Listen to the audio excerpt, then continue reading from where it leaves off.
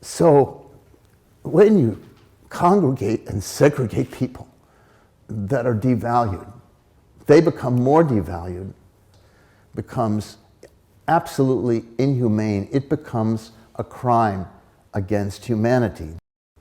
There has to be an understanding that the only way we're going to transform the Willowbrooks of this society is through law, through a new democracy that we have to generate.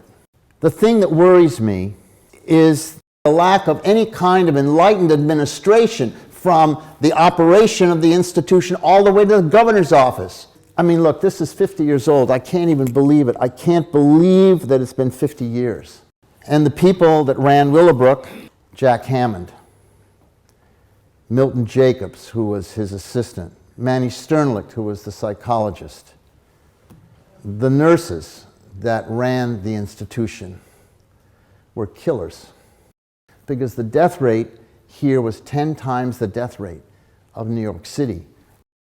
The institutional system in America still has a river of Title XIX Medicaid money going into it that sustains it, and this gigantic trillion dollar plus industry that's now controlled by fewer and fewer major monopolies. And they don't want a government to be a government of the people, by the people, and for the people. People say the system is broken. The system is not broken.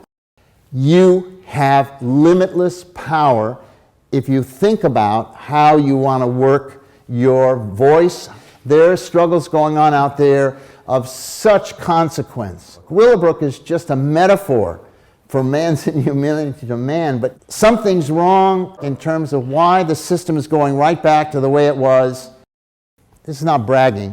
I decided I was going to bring this place down by myself. Why? Because that pig that ran the place fired all the teachers, because the teachers asked him please to have the ward workers support their work in the afternoon and evening shifts and to keep the training working for this token group of people. And the bastard fired all the teachers. And I thought, that's the end of that. He's a done dog. I tried organizing the workers, because I came here because I was one of the physicians for the Black Panther Party on the Eastern Seaboard. And I thought this was the largest black factory, that there would be a lot of Panthers here. There were none. And so the only leftover constituency that had the chops to bring about the change were the parents. And so we had to go to the parents, and organizing the parents was a piece of cake. All we had to do was let them in the door, open the door, let them see the truth of this monstrosity. They were not allowed in the buildings. The workers would bring the kid to the door and propel them out for the weekend or whatever. They were not allowed in the buildings.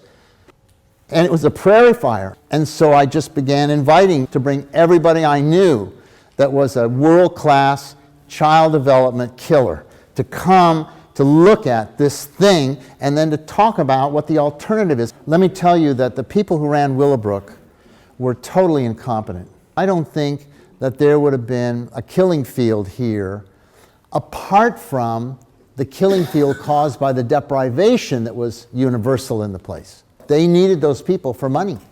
No matter how near dead a person was, they needed to keep them here in order to get that Medicaid reimbursement. It would not have been in the interests of the state to eliminate their unwanted population. They're too valuable a commodity in order to fund the system.